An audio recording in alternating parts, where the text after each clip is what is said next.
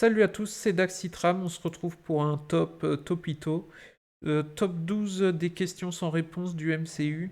Ça n'a pas de sens, cette histoire. Donc on ne peut pas faire plus d'une trentaine de films et tenter de créer un immense univers qui devient d'ailleurs un multivers, sans oublier quelques détails et faire deux ou trois conneries, sans parler uniquement de véritables erreurs ou de trucs qui ne tiennent pas. On va s'attarder sur quelques questions restées sans réponse dans les films du MCU, celles sur lesquelles on n'a toujours pas de réponse ou qui ont encore été mises sous le tapis par les créateurs. C'est un peu embêtant.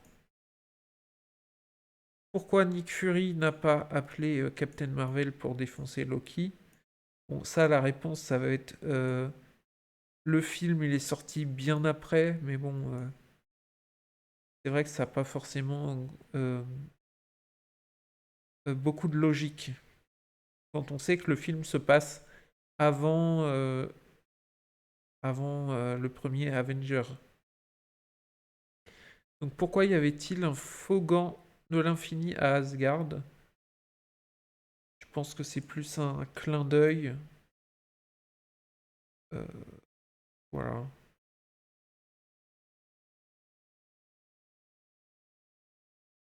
Pourquoi Tony Stark a pardonné à Bucky Barnes? Donc Bucky, donc le soldat de l'hiver. Donc il y a eu tout un film où voilà, Captain America et Iron Man ils se foutent sur la gueule et puis finalement c'est un peu balayé vite fait l'intrigue du film. Ils en reparlent pas après finalement. Pourquoi Captain America cache une clé USB super importante dans un distributeur automatique? Euh,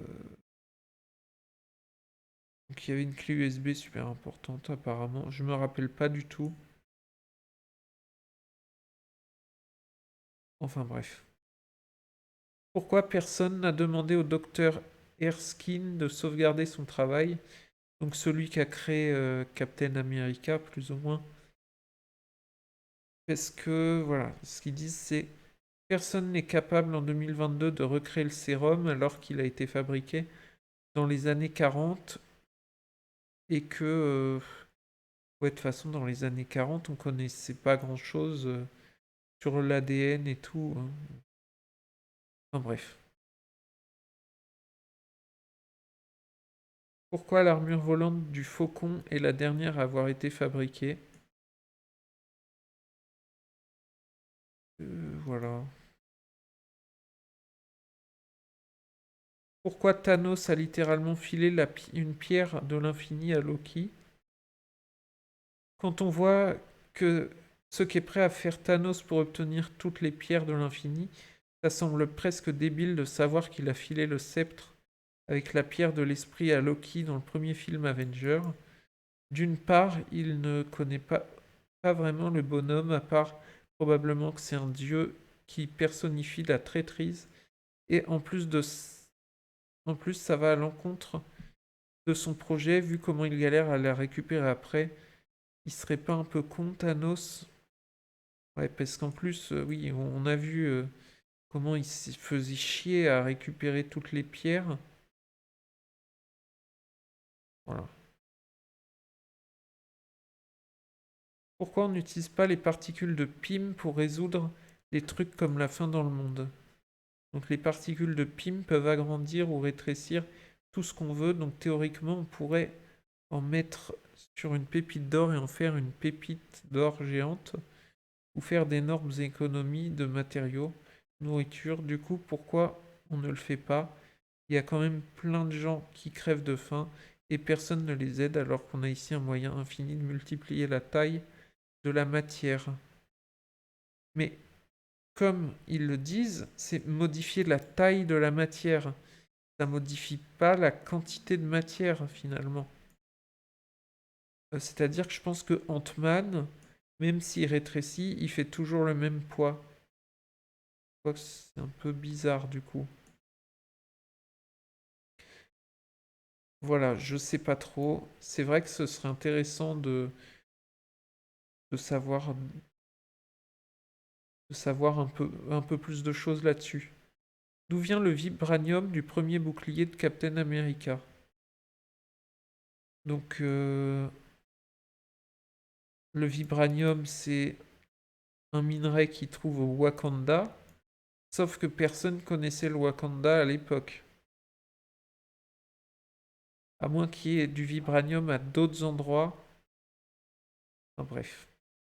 Comment Hulk s'est retrouvé sur Sakaar? À la fin de Avengers 2, Bruce Banner se tire de Sokovie à bord du Quinjet, un genre d'avion évolué sympathique mais qui ne va pas du tout dans l'espace. Du coup, comment il s'est retrouvé sur la planète hyper lointaine de Sakaar?